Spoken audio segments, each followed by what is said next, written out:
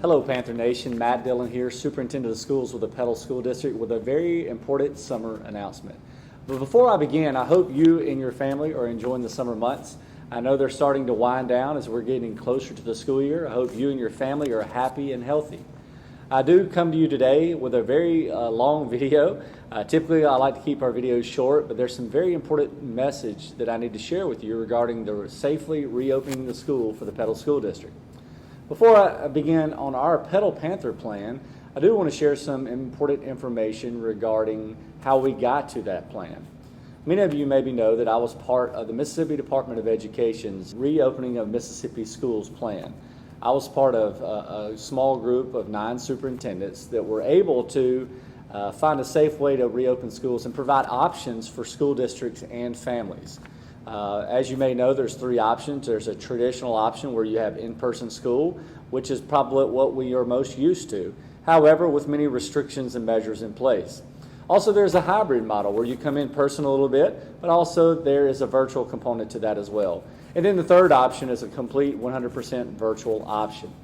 And the beautiful part about this, these plans, it allows for local control. It allows for district leaders to make decisions on what's best for their community based on what's going around in their areas and the circumstances around their counties in their areas. So what you're going to see over the next few weeks is districts across our state releasing their plans, and every plan is going to vary and every plan is going to be different, and that's okay.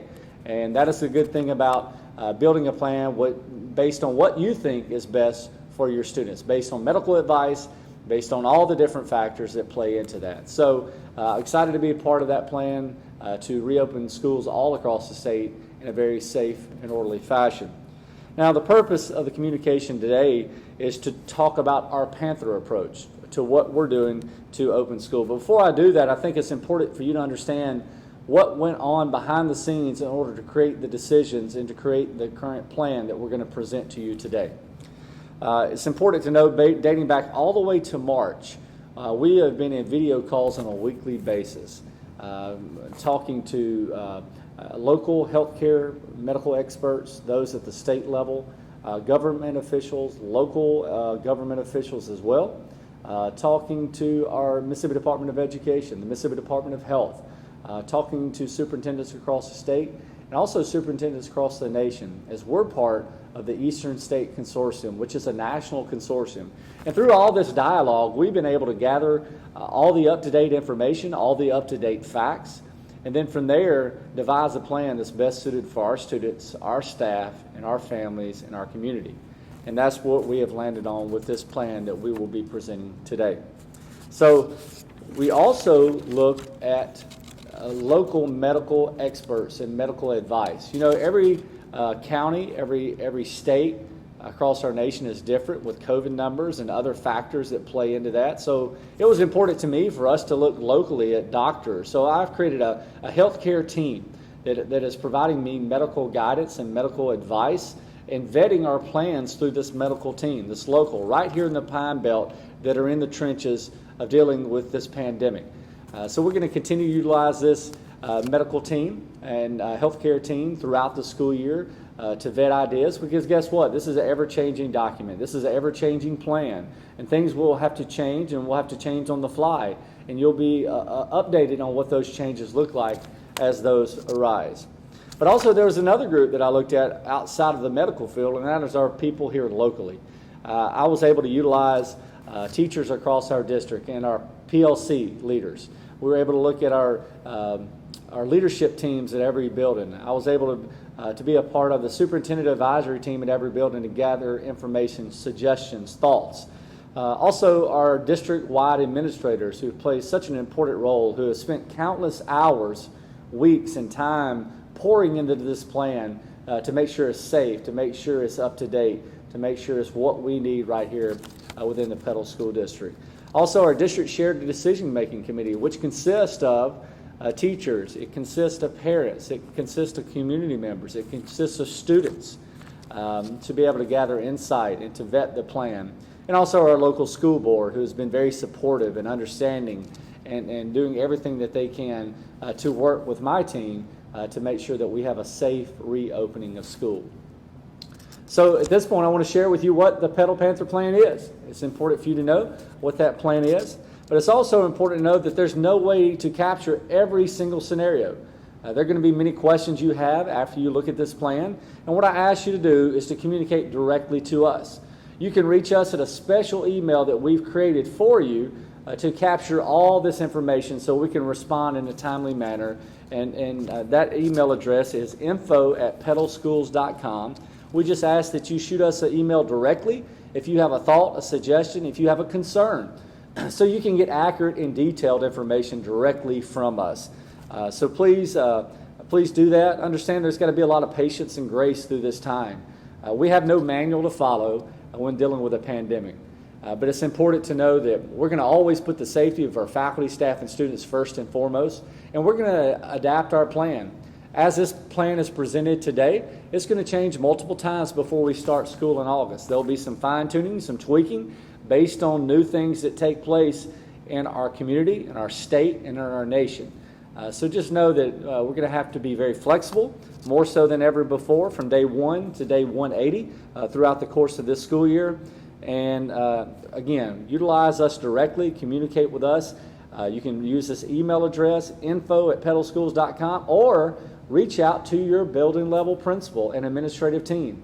On this written plan, you can find those telephone numbers for every building, who the principal is, who the assistant principals are, so that you can have that contact information directly to answer your questions.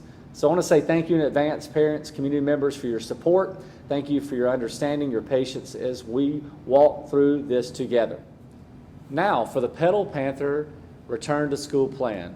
The preferred method of instructional delivery will be a traditional in-person setting. That is going to be our first option. That's the preferred method of students coming to school, obviously with multiple safety precautions and protocols, which I'll go into greater detail in just a moment. We know the importance of students physically being with their teacher, the importance of that interaction, the success that we have in that type of learning environment.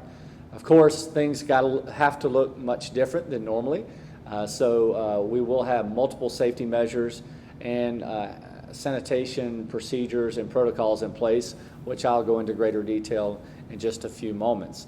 But also, we are allowing for those students that have compromised immune systems or medical issues or other unique scenarios, another option, and that's a virtual option. That's based on a case-by-case basis, and we just ask that families, before July 31st, that is our deadline, reach out to your building level administration to set up a meeting over the phone or over the internet to discuss what your concerns are and what your scenario might be, so that we can adjust and provide a virtual option.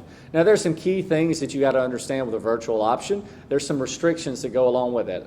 One of the first things you need to know is you ultimately have to have reliable internet access. Now, what we're going to provide through this virtual model is going to look much different than what we did the 4th 9 weeks of the school last year. Within a week's time last year, we were able to switch to in-person learning to virtual learning and did a magnificent job in a short amount of time. However, we've been able to work even harder over the summer to build a better platform and better program for virtual learning. But obviously, you need to have reliable internet access in order for us to do this successfully. Also, students that participate in the virtual model will have to commit to 9 weeks at a time. It will be very difficult from planning purposes and for our teachers to flip-flop back and forth between a traditional model and a virtual model. So there will be a commitment to 9 weeks at a time, then we can reevaluate at the end of that 9 weeks to see where everybody's at.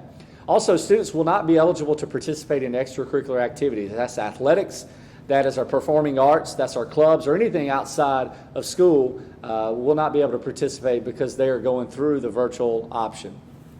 Also, we'll follow the Petal School District grading policy. Just as we'll do that with a traditional setting, we'll follow that same grading policy through virtual learning. And also attendance. We'll have to take daily attendance as required by the Mississippi Department of Education. That will be submitted monthly, as we always do from year to year, so that we're capturing who's present at school, whether it be in person or that would be virtually. And state testing. State testing is still right now something we have to participate in. And whether you're taking the traditional model, the virtual model, you'll have to participate in state testing. in addition to our universal screener, which is our NWEA. We're part of over 10 million students across our nation that share in NWEA to have this national perspective, and it serves as our universal screener. So all students, no matter what model is chosen, will be part of this NWEA that we take 3 times a year.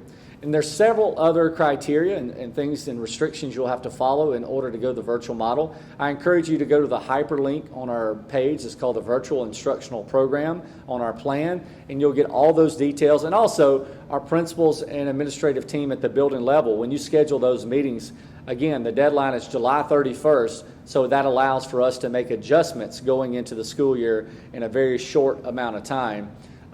They will be able to walk you through that plan to make sure that you can meet those requirements.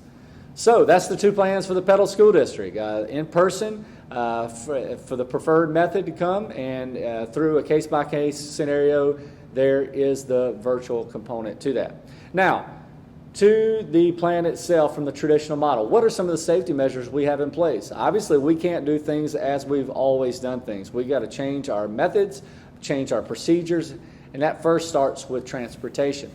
One of the things I'm going to ask parents to help with, and this is very important, if you could help by providing private transportation to school, that would be very helpful as we go through this unique setting this year. So if you could provide private transportation to and from school, that would minimize the amount of students on the bus. However, we understand that their schedules sometimes will not allow that, means will not allow that. So here's some protocols we have in place for those families that cannot bring their students to school. Some of those procedures are bus drivers and students will be required to wear masks. From a safety component and the lack of social distancing that takes place on a bus, it's going to be important that we have that covering. So our bus drivers will be required to wear masks, and our students will be required to wear masks. Parents, please provide those masks for students. In the event that a student drops their mask or damages their mask, we'll have one available for them as a backup, but we ask that you provide those masks that are school appropriate for our students. Also, something that is important is on the bus, we're going to ask siblings or students that live under the same house to sit together. Again, depending on the amount of students on the bus, we feel like that's important for our students that sit under the same roof to be sitting in the same seat together. We're going to do our best based on numbers to spread out all throughout the bus. We've got some sanitation processes in place. After every bus route, our bus drivers have a sanitation protocol they have to follow. In addition, after the conclusion of the last route and preparing for the next day, they have sanitation protocols to follow as well. So that is the first step, is our buses. Our buses will be running. Again, if you have the means and you can, please help us out by bringing your student to school. And I know sometimes at the beginning of the year, as I bring my own kids to school, those Colorado lines can be tough as we get into our rhythm. Please bear with us. Have a little patience there until we get our rhythm going. And then before you know it, we'll be getting you in and out as quickly as we can to get you on with your day. So thank you in advance for assisting and helping with that. The next thing is arrival and dismissal. What does that look like, whether you're coming by bus or car? What we're going to use as a term is called mask in motion. And what that means, anytime we're in motion, whether we're in motion on a bus, whether we're walking in motion to school, in the hallway, dismissing from school, we're going to ask that students wear masks for the safety of our staff and students. We're also going to ask our staff to wear masks in motion as well during this time. Now, as far as our car rider line, there's not a big difference in what we've done in the past. We're going to continue to assist elementary students out of the car as we normally do. And of course, every setting is just a little bit different. Now, anticipating more parents helping us out by bringing students to school, the lines might be a tad bit longer, and we're going to work through that as quickly and as safely as possible.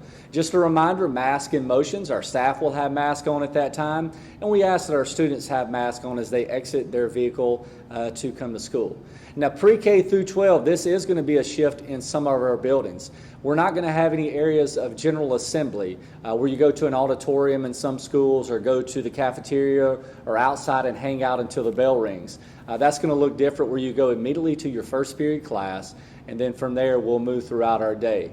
Also, we'll have hand sanitizer in our hallways, and there will be availability to wash hands. We'll have our water fountains available as well, so our students can prepare for a successful day.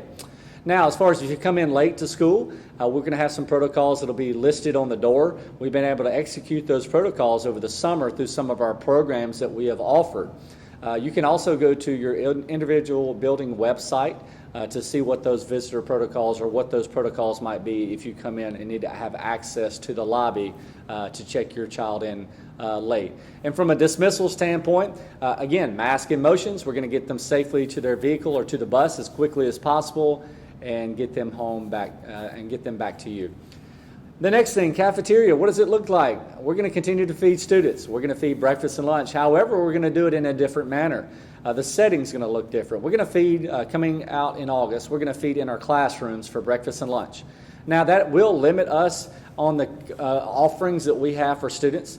From a safety standpoint, hot meals can only be out for a certain amount of time for a safety standpoint for us to meet the regulations that we have to. So there's going to be limited choice with that. So parents, you might want to make plans around our meal choices. We're going to try to get those out to you in advance to the best of our ability. But again, this is an area we're going to have to be very flexible. And this is also an area that can change from week to week. If we find that we can do some type of rotation in the cafeterias in a safe manner, once we know more about numbers, then we will try those things. But as of right now, we're going to start out feeding our students breakfast and lunch in the cafeteria. We encourage you to use our food services. And also for those that will be participating on the virtual model, we'll be providing grab-and-go meals at a designated location for those students during that time.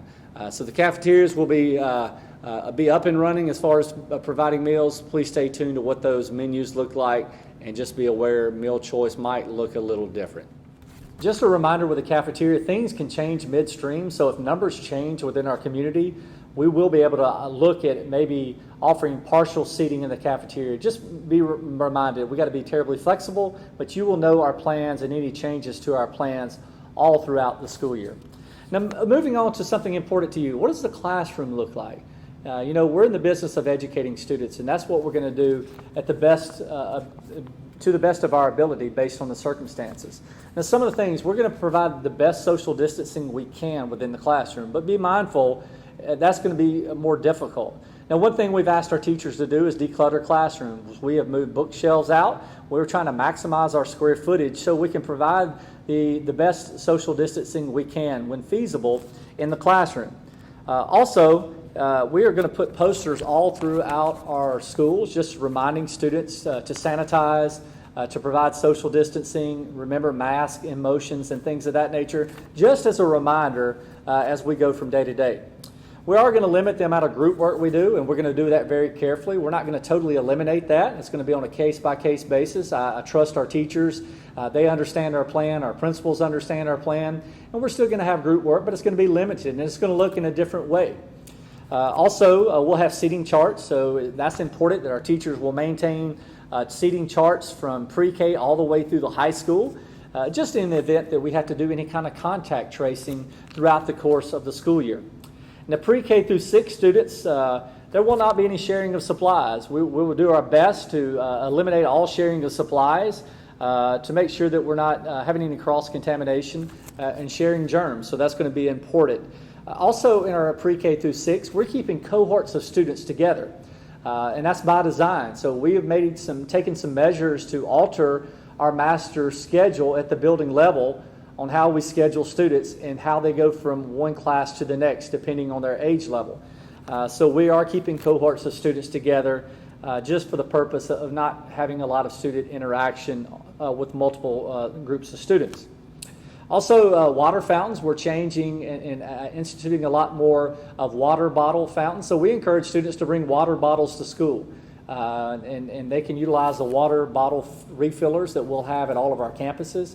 But as far as drinking out of the traditional water fountain with the spigots, we're going to limit that because of the safety concerns of sharing germs there. Frequent hand washing and sanitation is going to be the name of the game. Our teachers are going to be enforcing that and reminding and encouraging our students to practice that. We're going to practice that as adults as well to model the way. And then we're going to do some cleaning of the classrooms, not only with our custodial staff, but we're providing Germ-X in every classroom. But in addition to that, we're going to have cleaning supplies in every classroom that our teachers are going to be utilizing for frequent touch points all throughout the day. Just another measure that we're taking. And then Chromebooks and other devices. We're going to limit the sharing of Chromebooks. We're going to assign students Chromebooks at our elementary all the way up through our high school so that they're going to have just a Chromebook for them throughout the day. And then we're looking from 7th grade to 12th grade to have a one-to-one initiative of Chromebooks where our students get assigned a Chromebook that they'll have at school and get to take home. That will be for 7th through 12th grade. Now, those Chromebooks might not be available the first day of school. As you can imagine, there's people ordering Chromebooks all across the nation. So some of those are on back order, but as soon as we get that and we have enough for all students 7 through 12, we'll issue those out for students to have at school and home, and they'll be required to bring it to school every day. And then at the other grades, which is Petal Elementary through the upper, those students will take Chromebooks with them all throughout the day, but leave it at school at the end of the school day. And then Petal Primary will have a procedure on how they'll utilize their devices in class since they're self-contained. So feel very confident with the plan that we have in the classroom and knowing that we've taken a lot of measures for the safety of our faculty, staff, and students, and we feel confident with that. Also, transitioning from one class to the next. Again, mask in motions is going to be very important, that our students are going to be asked to wear a mask anytime they're in motion. So transitions in the hallway is going to be very important. We're going to use our exterior doors so that we're not funneling students all to one hallway in some of our buildings. They'll use exterior doors outside of classrooms to change. We're changing our supervision and the way that we use our school resource officer to make sure that that's safely done. Again, just to try not to funnel students in different ways so that we minimize the amount of students who are in one area. And then hand washing and sanitizer will be available during class changes as well. You know, one question I get asked a lot, what about recess and playgrounds? Well, I'm here to tell you we're going to have recess and we're going to utilize our playgrounds. We're just going to do it in a very safe way. A lot of our schools that have recess will have zones on the playground that they will use. And again, cohorts of students will stay together in the measure of trying to keep students together so that they're not going across different cohorts. They'll still have equipment out there, balls to play with. We want them to get all that energy out because we know the importance of play, and we know the importance of them being best served academically. They need to have this time to play and have that time to get their energy out. So we'll still have that. We'll have some ways to manage that, to make sure that it's safe. And of course, before re-entry into the building, they'll have Germ-X that they can utilize and hand sanitizer. Cleaning and hygiene. I want you to know that we have looked at all the EPA approved products. If you look at our plan, you can look at the hyperlink to see the specifics of the products that we're using. And again, we're going to have that provided in every classroom. We're going to have that provided in the front lobbies. We're going to have that provided on the bus so that our people have the resources they need to have a safe learning environment. So please look at that on our plan. Also, we're very blessed to have school nurses at every building. Now, in years past, we only had 4.5 nurses. We had 4 full-time nurses and 1 part-time nurse. I'm here to tell you today that we now have 5 full-time registered nurses at all buildings that will be available for students and staff. They have been very instrumental in helping with this plan as well and giving us advice and information and protocols, and we're going to continue to utilize them throughout the course of this school year. They are going to help us with screening of students, obviously. When we have any issues in the classroom of a student getting sick, they'll go to the nurse's office and they'll do a proper screening and then communicate with parents if need be. We are going to ask that students wear masks anytime they're in the nurse's office, and note that we're going to have a good sanitation and cleaning process after every student visits the nurse. It's going to be important to protect our staff and students in the nurse's office. We're going to encourage parents to give medications at home, but in the event that medication needs to take place at the building level on a consistent basis, you'll work through your school nurse to make plans for that, and we'll accommodate those plans. We are going to ask that our staff have a self-screening as well. I think it's important that we model the way. So every day our staff will have a screening of their own that they do prior to coming to work. And parents, where we really need help is we need you to properly screen your student before they come to school. We ask you to do a temperature check, and we ask you just to ask how your student is feeling, to make sure they don't have any kind of COVID-related symptoms, flu-related symptoms, strep throat-related symptoms, stomach bug, whatever it may be. Please help us in that manner. That's going to be critically important. We're going to ask you, there's a hyperlink on our plan that shares with you ways that you can do that. It's going to guide you and help you, and we just ask that you agree to that and commit to that. And our staff is going to do that as well. They're going to have to submit information to their building level administration and to central office just to make sure that we have a safe environment, again, for all people that are on campus. One last thing to mention regarding health and what we're doing. We have our own Petal Panther Clinic. It's a Samurai clinic. We're very blessed to have that on our own campus. And please utilize them as you need to.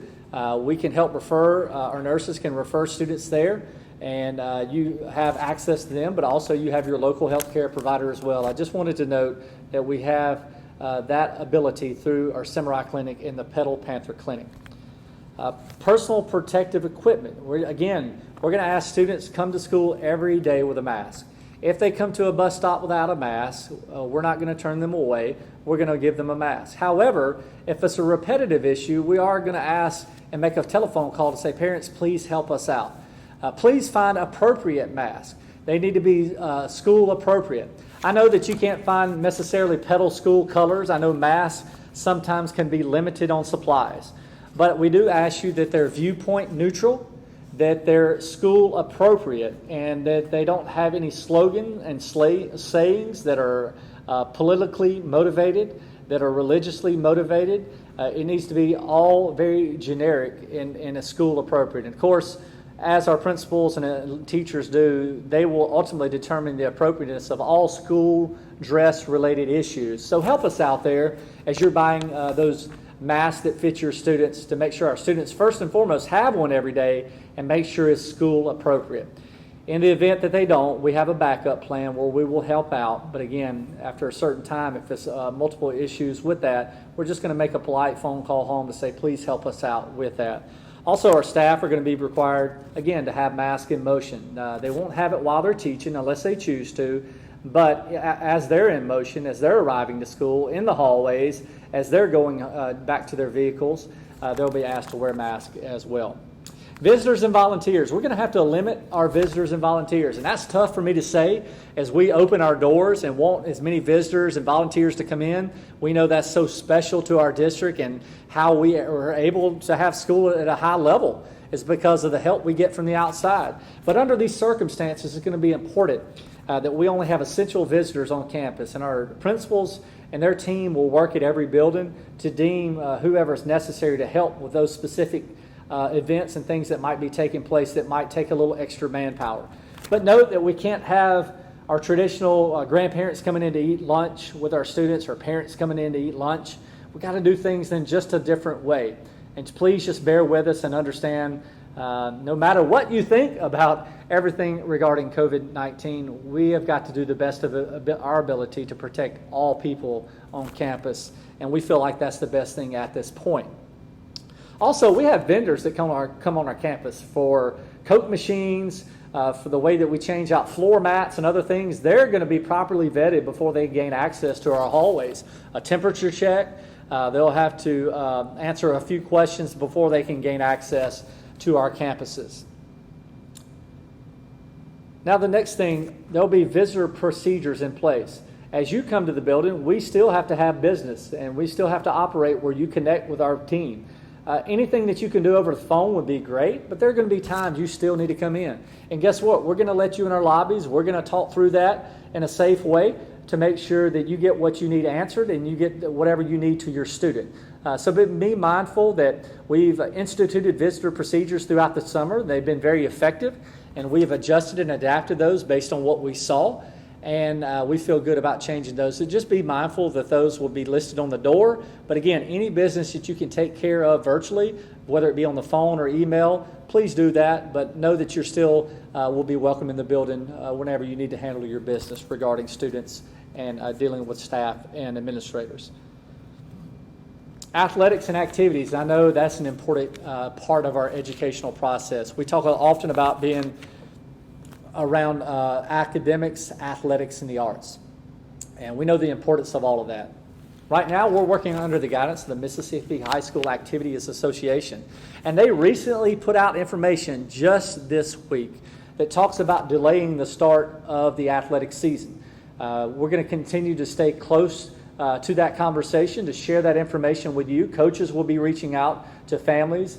Our art directors and our performing art leaders will be reaching out to families to let them know what's going on around the guidance from the Mississippi High School Activities Association.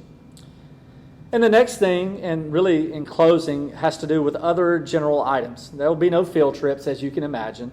Again, I can't stress the importance of you helping us by bringing your student to school, by doing a screener before they come to school, as we're not going to be able to manage temperature checks for 4,100 students. We're not going to have the capacity to do that, and we're not doing that at this point.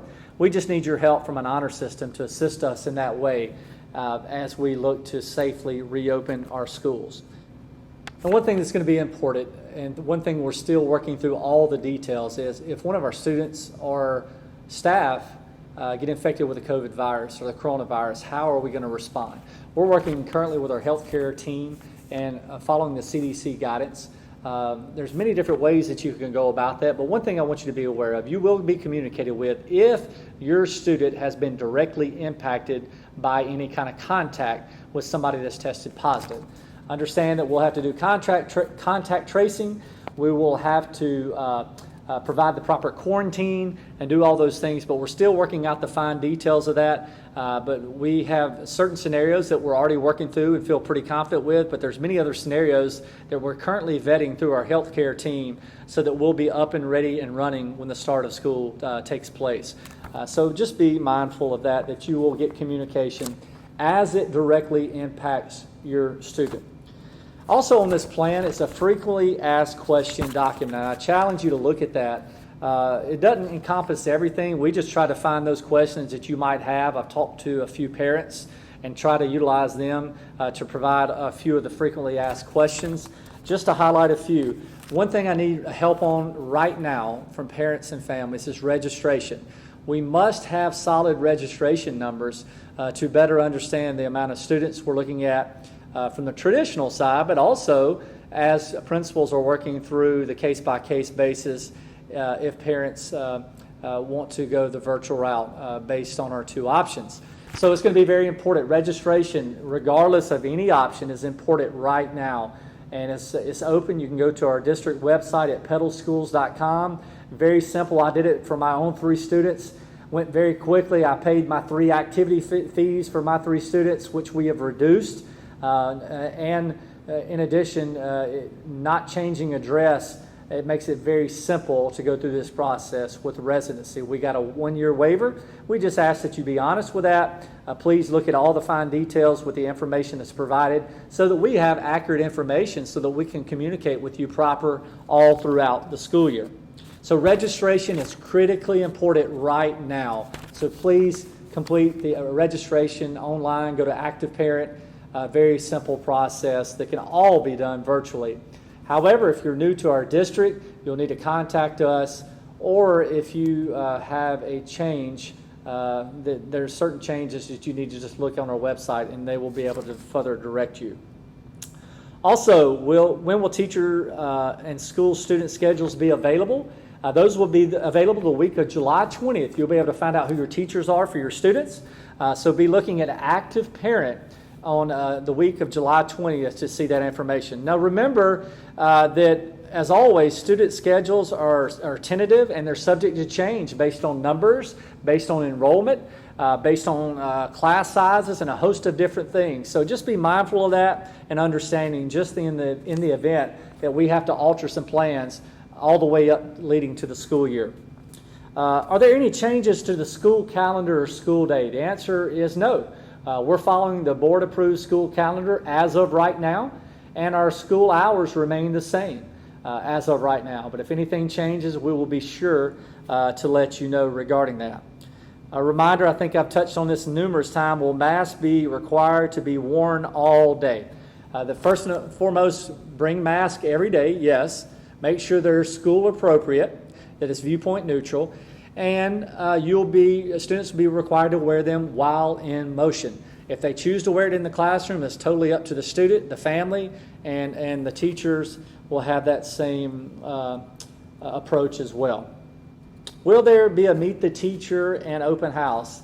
The answer is yes, but it might be done in a different way. Each building is going to do it a little bit different. You'll be getting some information regarding that, but be reminded it's going to look different than the start of school just as late as last school year. Walking kids to school at the primary, the way that we've done some the way that we've done previous Meet the Teacher and open houses, you just got to look different, and I know you'll understand that, and we're going to do the best that we can to have that personal connection, but do it in a safe way. So be looking for information to come out on that regarding your student. The last thing I'd like to share with you is our new theme for the year. I am very excited and confident about the start of the 2021 school year. I know this has been a long message. Try to keep our messages about 3 minutes or less, but I know the importance of walking through this plan with you. Whether you want to watch it on this video or you want to watch it, look at it online, or both. I know the importance of that. But I want to leave you with our district theme for the year. Our district theme is Forward Panthers. You know, in everything that we do in our district, all the different opportunities, challenges, whatever you'd like to call them, we always choose to move forward. And whether it be tornadoes, whether it be deaths that we've experienced, or just tragedies and different things, or COVID-19, we choose as a district to move forward. And that's what we're going to do. I'm confident and excited about the start of the year and the measures that we have in place. Our school district is a bright light for our community, and we know the importance of moving our district forward moves our community forward. And we know that everybody's in a different spot. Some feel confident about opening schools. Some families are not so confident and have the fear and the thought, or maybe you've been totally impacted as a family, and I understand that. And just know that every decision we made in regards to creating this plan was around the safety and the security of our staff and students. And it's important that we move forward. And that's what we're doing with our plan. We're moving forward and sharing the plan with you. We're moving forward as we open up the school year, which is not too far away. And we're going to make adjustments. And I truly think the best is yet to come because of our people. And I'm excited and knowing that the good things are going to happen. So with everything that happens in our district, know you can reach us at any time. Reach out to us. You come to us directly. That's what we ask. Come to us directly to ask questions, whether it be at the building level, the central office level. Remember, those lines of communications are open. Come to us for accurate and detailed information on things that we're doing. And we're going to update our plan, and know it's a fluid and living document that we're going to update all throughout the year to share with you. So please revisit that plan. Utilize our YouTube channel, the Petal School District YouTube channel, the Petal School District Facebook page, the Petal School District Twitter feed. My Twitter feed is available as well, in addition to our building level. And go to our district website for all important information. Thank you for trusting us. Thank you for your support and your understanding, and continue to give us that support as we move forward, and that grace and that understanding as we look forward to an exciting school year. And Forward Panthers.